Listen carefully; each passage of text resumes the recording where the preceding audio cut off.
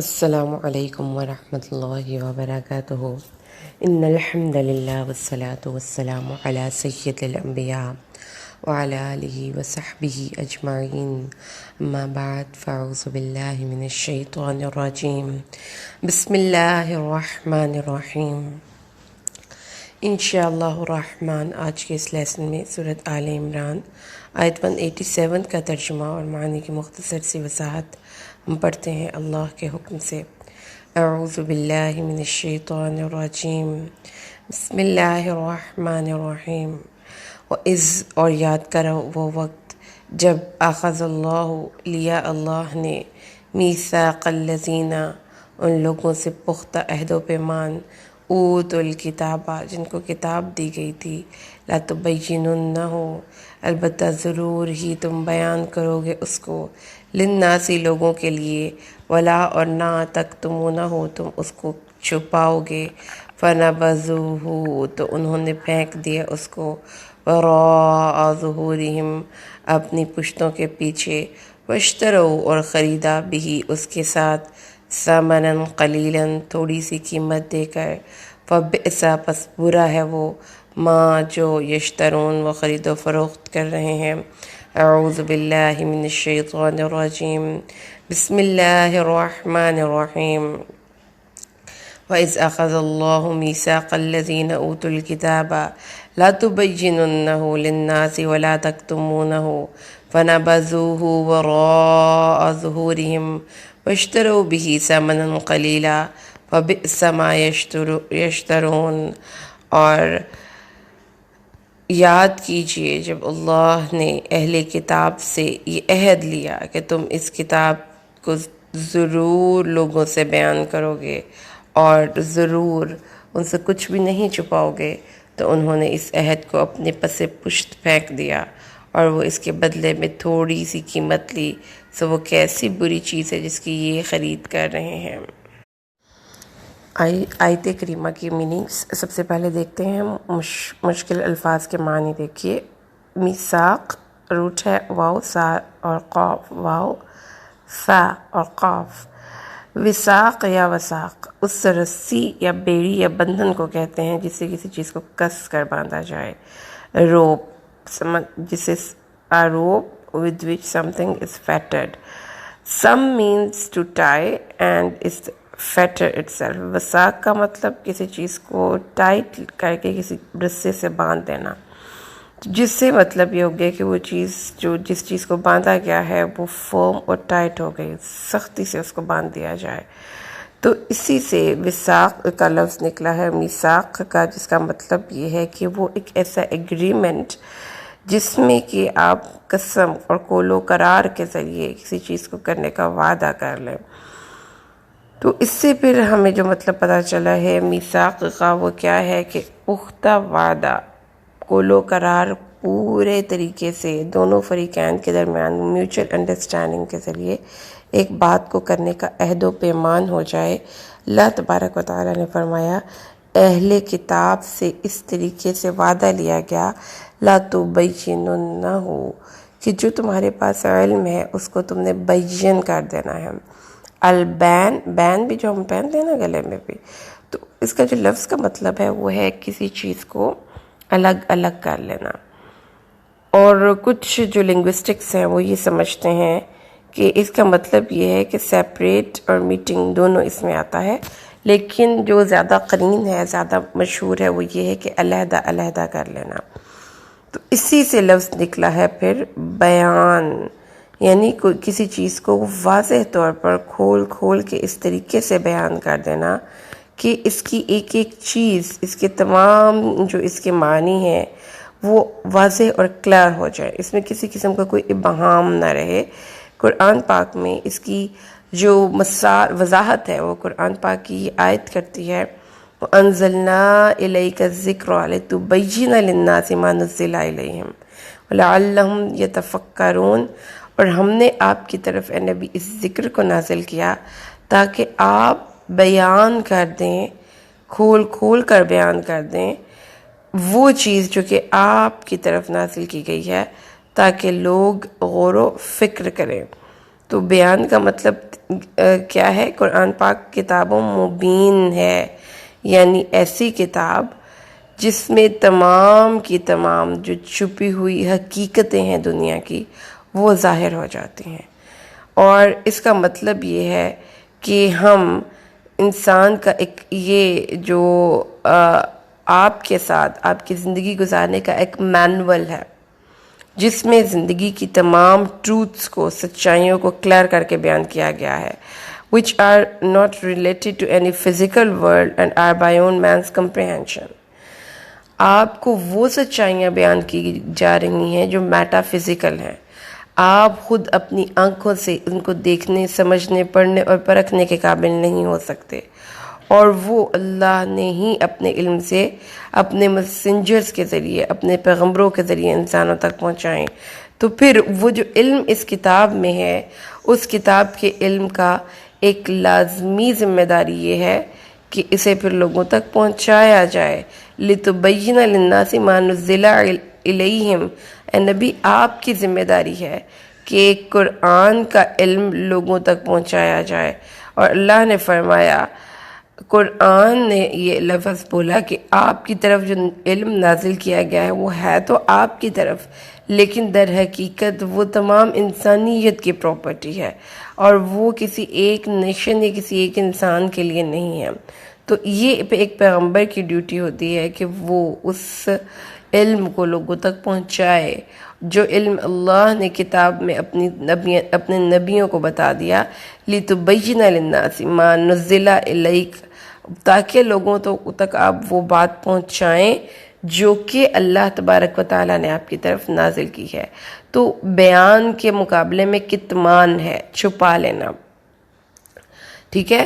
تو کتمان مطلب کنسیل کر لینا، ہائڈ کر لینا۔ تو اس کا مطلب اللہ نے فرمایا، ان الذین یکتمون ما انزلنا من البینات والہدی من بعد ما بیناہ للناس فی الکتاب اولئک یلعنہم اللہ ویلعنہم اللاعنون، یعنی کتاب کا علم چھپا لیا، اس کو واضح نہیں کیا۔ تو بین کے مقابلے میں کتمان کا لفظ ہے، چھپا لینا۔ بنی اسرائیل پہ اللہ تبارک و تعالیٰ نے ان کی بہت سی بری عادتوں کے ساتھ اس ایک بری عادت کو بھی ریفر کیا، بار بار کیا، کہ علم کو چھپا لیتے تھے۔ جو علم ان کے پاس تھا اس کو واضح طور پر کھول کھول کے بیان نہیں کیا، مثالوں کے ذریعے سمجھایا نہیں، حقیقت تک لوگوں کی رسائی نہیں ہونے دی۔ فَنَبَذُوهُ وَرَاءَ ظُهُورِهِمْ، تو انہوں نے ان کو پس پشت پھینک دیا۔ اب پھینکنے کا نبذ کا لفظی مطلب ہوتا ہے کسی چیز کو بے اعتبار اور بے وقت سمجھ کر پھینک دیا جائے۔ تو اللہ تبارک و تعالیٰ نے فرمایا، اور اس کتاب کے علم کو اور اس کے نالج کو اپنی زندگیوں میں لے جانے کی بجائے انہوں نے، علماء نے چھپا لیا، اور عام لوگوں نے ان کو اس کے مطابق زندگیاں نہیں گزاری، اور ان کی اس علم کو انہوں نے اپنے پس پشت پھینک دیا۔ وَاشْتَرُوا بِهِ ثَمَنًا قَلِيلًا، اور اس کے مقابلے میں اس چیز کو لے لیا جس کی ثمن قلیل تھی، تھوڑی قیمت تھی، اور وہ تھوڑی قیمت جیسا کہ آپ کو پتہ ہے کہ دنیا کی زندگی، کیونکہ وہ بے وقت ہے، وہ کم ہے، وہ جلد ختم ہو جانے والی ہے، لہٰذا وہ اس چیز کو گھاٹے کا سودا کر بیٹھے اور ان کو پتہ بھی نہ چلا۔ تو یہ چیز ہے جو کہ اللہ نے اہل کتاب کے بارے میں قرآن پاک میں بتائی ہے، اور بار بار بتائی ہے، اور اس لیے بتائی ہے تاکہ ہم ان بری عادتوں سے بچ جائیں جو کہ بنی اسرائیل کے اندر تھیں، اور اس برے ایٹیٹیوڈ سے بچ جائیں جو بنی اسرائیل نے اپنے کتاب کے ساتھ کیا۔ اور انہوں نے کیا کیا، اس کو ہم پوائنٹس میں بات کو کرتے ہیں۔ نمبر 1 یہ کہ اس پختہ پیمانے، اس عہد و پیمان کو توڑ ڈالا۔ اس کتاب کے حوالے سے جو ایک رسپانسبلٹی تھی ان پر، وہ یہ تھی کہ یہ کتاب چونکہ اللہ کی علم سے نازل ہوئی تھی، اور وہ لوگوں کو یہ چیز بتانے کے لیے پابند تھے کہ تم نے اللہ کی کتاب میں جو احکامات ہیں وہ واضح طور پر کھول کھول کے لوگوں کو بیان کر دینے ہیں۔ اس میں آپ کی اپنی مرضی، یہ چوائس نہیں ہے کہ ہم یہ والا حکم بیان کریں گے اور یہ والا چھپا لیں گے۔ جو نازل ہوا سب کا سب انسانوں کو بتا دیں، فارورڈ کر دیں۔ یہ تھا ان پر ایک ذمہ داری، لیکن اس کا انہوں نے اس ذمہ داری کو کس طریقے سے ادا کیا۔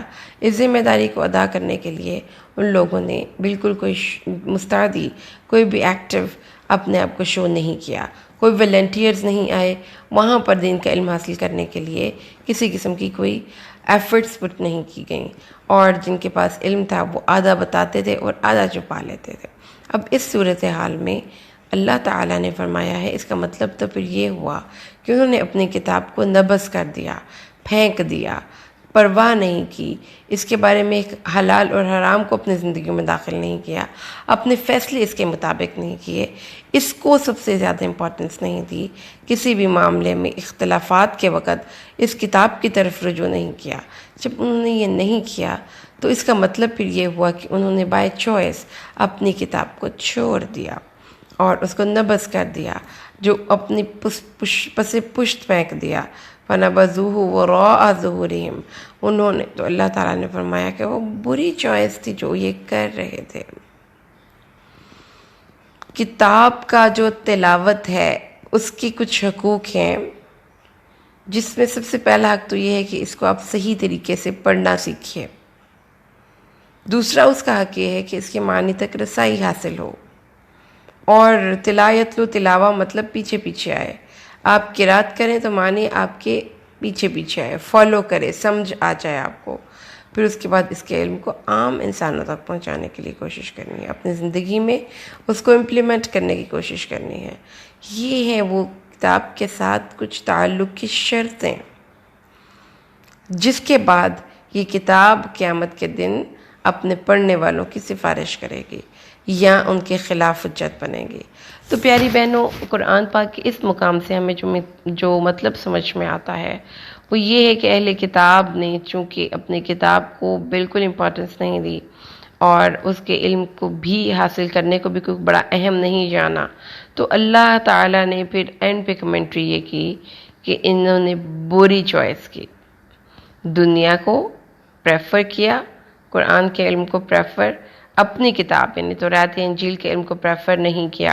اور افسوس سے کہنا پڑتا ہے کہ آج کے مسلمانوں کی بھی یہی روش ہے، اپنی کتاب کے ساتھ سیم یہی روش ہے، نہ کتاب کو پڑھنے کے لیے، نہ اس کو سمجھنے کے لیے، نہ ہی اس کے میسج کو آگے پہنچانے کے لیے، اور نہ ہی اس میسج کو بہتر طریقے سے لوگوں تک کمیونیکیٹ کرنے کے لیے ہم کوئی نیکی کا کام نہیں کرتے، ہم کوئی ایفرٹس پٹ نہیں کرتے، ہمارے کسی فورم پہ کوئی ٹیم کام نہیں کر رہی جو قرآن کے علم کو ترجیحی بنیادوں پر انسانوں تک پہنچائے۔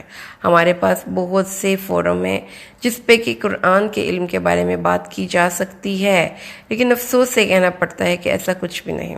اس کے علم کو پہنچانے اور بیان کرنے کے لیے ہم میں سے کوئی بھی انسان اپنا زندگی کا تمام وقت لگانے کے لیے تیار نہیں، تو ہمارا ایٹیٹیوڈ بھی اپنی کتاب کے ساتھ سیم وہی ہے جو اہل کتاب کا تھا۔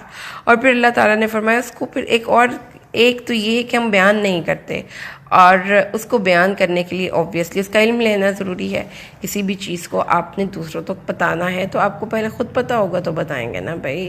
تو جب آپ اس کتاب کو پڑھنے کے لیے تیار نہیں تو پھر نتیجہ کیا نکلتا ہے کہ جن کے پاس نالج ہے وہ مس گائیڈ کر دیتے ہیں، وہ کچھ بتاتے ہیں اور بہت کچھ چھپا لیتے ہیں، اور ہمارے پاس چونکہ نالج نہیں تو ہم ان علماء کرام کی ان انٹلیکچوئل بغاوتوں کو اور ان کی ان چالاکیوں کو پکڑ نہیں سکتے، تو نتیجہ کیا نکلتا ہے کہ تباہی، گمراہی اور دین سے دوری یہ زندگیوں میں داخل ہو جاتی ہے۔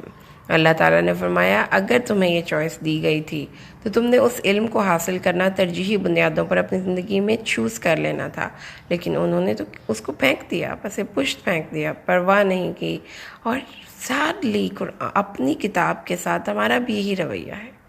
ہم اس کتاب کو سمجھنے، پڑھنے، انڈرسٹینڈ کرنے، اس کے علم اور اس کے نالج کو آگے پہنچانے، اس کے بارے میں نئے نئے آئیڈیاز کو امپلیمنٹ کرنے، اس بات کو زیادہ بہتر طریقے سے لوگوں تک پہنچانے کے لیے کس طریقے سے اس علم کو اور افیکٹو کیا جا سکتا ہے، اس میں اور کیسے بہتری لائی جا سکتی ہے، اپنے پیغام کو اور مؤثر کیسے کیا جا سکتا ہے، یہ کس طریقے سے لوگوں تک اس بات کو پہنچایا جا سکتا ہے، کیا بچوں کو ہم کیسے بتا سکتے ہیں، باقی غیر مسلموں سے ہم کیسے ایڈریس کر سکتے ہیں، اپنے مسلمان بہن بھائیوں کے عقائد کی سے اصلاح کر سکتے ہیں۔ قرآن کی فیلڈ میں کرنے کے لیے کام بہت ہے، لیکن مجھے دکھ سے کہنا پڑتا ہے کہ یہ بیان کی ایبلٹی اللہ تعالیٰ نے جو کسی کو دے رکھی ہے، اگر آپ ٹی وی پہ اینکرز کو دیکھ لیتے یا کسی فیلڈ میں ایکٹر ایکٹریسز کو دیکھ لیں، یا وہاں پر صحافیوں کو دیکھ لیں، یا وکیلوں کو دیکھ لیں، یعنی کہ وہ لوگ جو اپنی بولنے کی ایبیلٹی سے کما رہے ہیں، تو آپ کو بہت کمپٹیشن ملے گا صحافت میں، ایک سے بڑھ کر ایک صحافی، آپ کو زبردست وکیلوں میں کمپٹیشن ملے گا، کمپیٹنٹ وکیل، ایک سے بڑھ کر ایک وکیل. لیکن افسوس کہ مفسر ہے قرآن کو بیان کرنے والے لوگوں میں کوئی کمپٹیشن تو تھا ہی نہیں، لیکن ہمارے پاس کوئی کمپیٹنٹ بندہ ہی نہیں ہے جو اس فیلڈ میں آگے آنا چاہے، جو اپنے بیان کی ایبیلٹی سے قرآن کو بیان کرے. کیونکہ جس کے پاس بیان کی ایبیلٹی ہے، بہت بڑی پاور ہے. وہ بات جو ایک بندہ عام جس سے طریقے سے کر سکتا ہے، دوسرا بندہ ایسے خوبصورت الفاظ کا استعمال کر کے، ایسی اچھی عمدہ مثالوں کے ذریعے لوگوں کو بات کرے کہ بات جا کر ہٹ کرے، دل میں بیٹھے. اس کتاب کو وقت دینے کے لیے، اس کو پڑھنے کے لیے، اس کا علم حاصل کرنے کے لیے، تاکہ ہم یہ کتاب کا علم اپنی کیپیسٹی میں، اپنی انڈرسٹینڈنگ کے مطابق انسانوں تک پہنچائیں. یہ ہماری بھی ڈیوٹی تھی.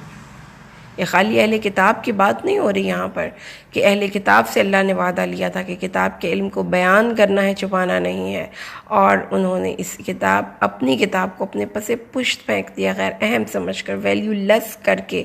اس کا ہمیں کیا فائدہ ہوگا؟ اور اس کے بدلے میں دنیا کے حصول کے علم سیکھے، بھاگتے رہے اس کے پیچھے، ثمناً قلیلاً، تھوڑی سی قیمت والا علم لے لیا اور عظیم الشان علم کو ڈسکارڈ کر دیا.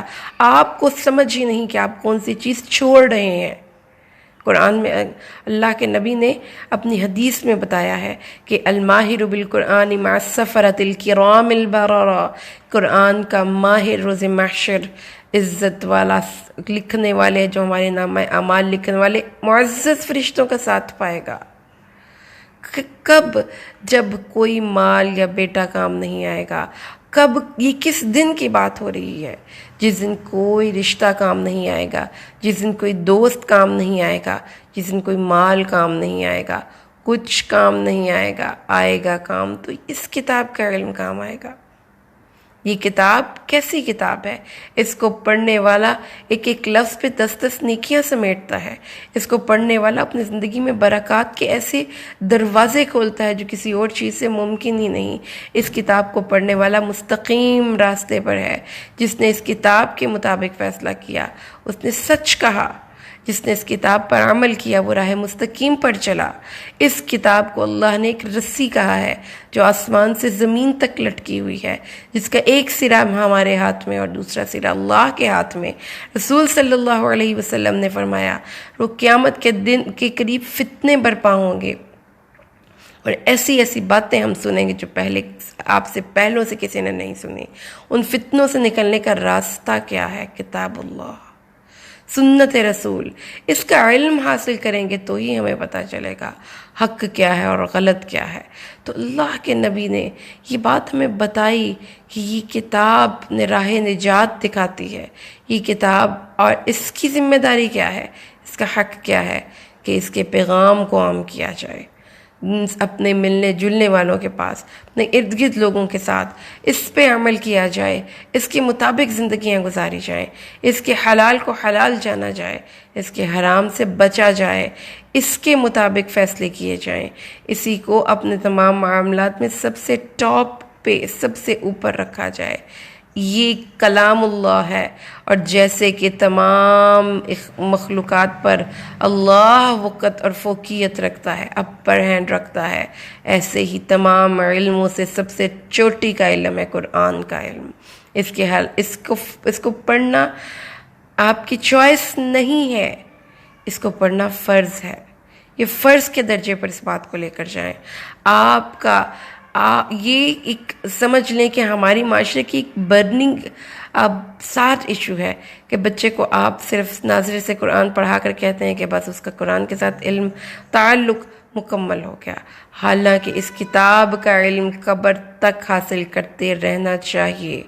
حریص ہو جائیے قرآن کو پڑھنے، اس کو سمجھنے، اس کو سیکھنے کے لیے، اور اس کے علم کو آگے پہنچانے کے لیے. یہ اب ذمہ داری ہے. آپ کے پاس یہ علم ایک امانت ہے، تو اس امانت کو ادا کرنے کے لیے آپ کتنا ذہنی طور پر اور جسمانی طور پر تیار ہیں؟ کتنی ایفرٹس پٹ کرنے کے لیے تیار ہے، کتنا وقت دینے کے لیے تیار ہے، اور کون سا وقت؟ کوالٹی ٹائم ہے، وہ تھکا ہوا وہ وقت ہے کہ جب آپ کو کرنے کے لیے اور کچھ نہ تھا تو آپ نے کہا چلو قرآن کا یہ لیسن ہی پڑھ لیں، چلو قرآن کی اس آیت کا ترجمہ ہی سن لیں۔ سوتے وقت، کچن میں کام، چلتے پھرتے وقت، اس وقت کو آپ قرآن کو دے دیں، اور جب آپ فریش ہوں، بالکل آپ کی توجہ اپنی کسی چیز کو آپ بہترین طریقے سے توجہ دے سکتے ہوں، اور آپ اس وقت دنیا کو توجہ دیں۔ یور چوائس، آپ کی چوائس ہے، لیکن انعامات نہیں ملنے جو اس کتاب سے جڑنے والوں کو ملا کرتے ہیں۔ اللہ کے نبی نے فرمایا جس نے قرآن کو پڑھا، اس کے حلال کو حلال جانا اور حرام کو حرام جانا، اور حافظ قرآن کی شان ہے۔ اللہ کے نبی نے فرمایا کہ وہ بندہ جو قرآن پڑھتا ہو اور اس پر عمل کرتا ہو، وہ اپنی فیملی کے 10 ایسے لوگوں کو چھڑا سکتا ہوگا جن پر دوزخ کی آگ واجب ہو چکی ہوگی۔ کیسا اس کتاب کی تکریم ہے، اکرام ہے اللہ کی نظر میں۔ آپ نہیں کرتے تو چند لمحوں کی زندگی میں اپنی مرضی سے جی لیں، جب جا کر روز محشر دیکھیں گے قرآن والوں کا مقام، تو اس وقت حسرتیں ہوں گی، پھر ان لاسٹ اپرچونٹی پر رونا ہوگا، اپنی اس بیڈ چوائس پہ رونا ہوگا۔ کاش ہم بھی قرآن پڑھتے تو آج کے دن کی سختیوں سے نجات پاتے۔ قرآن میں آتا ہے کہ 2 صورتیں اپنے پڑھنے والوں پر سایہ فگن ہوں گی، جس دن اللہ کے عرش کے علاوہ کوئی سایہ نہیں۔ سوا نیزے پر سورج تو کتنی ضرورت ہوگی سائے کی، اور یہ سایہ قرآن دے گا۔ کتنی ضرورت ہوگی سفارشی کی، تو یہ سفارشی قرآن بنے گا۔ کتنی ضرورت ہوگی اتنے بڑے دن میں کہ ہم بیٹھ جائیں، وہ یوم القیامہ ہے، کھڑے ہونے کا دن ہے، ہمیں کرسیاں پیش کی جائیں گی اس کتاب کی وجہ سے۔ تو یہ بڑا معزز نالج ہے، یہ بہت معزز، بہت ہی معزز ہیں وہ قرآن والے، قابل تکریم ہیں وہ لوگ جو قرآن پڑھتے اور پڑھاتے ہیں۔ خیرکم من تعلم القرآن وعلمہ۔ تو اس لیے میری پیاری بہنوں، آپ کی چوائس ہے، یہ میری چوائس ہے۔ میسج پہنچا دینا میری ذمہ داری تھی، اور وہ میسج اس کتاب سے ہم نے پڑھ لیا کہ کتاب اللہ کا علم حاصل کرنا یہ آپ کی چوائس نہیں ہونی چاہیے، یہ آپ پر فرض ہے، اور فرض کے حکم میں ہی اس کو آپ نے لینا ہے۔ اللہ سے دعا کرتے ہیں اللہ ہمیں قرآن کو سمجھ کر پڑھنے، اس پر عمل کرنے کی توفیق نصیب فرمائے، آمین۔ بارک اللہ لی ولکم فی القرآن الحکیم ونفعنی وإیاکم بالآیات والذکر الحکیم۔ السلام علیکم۔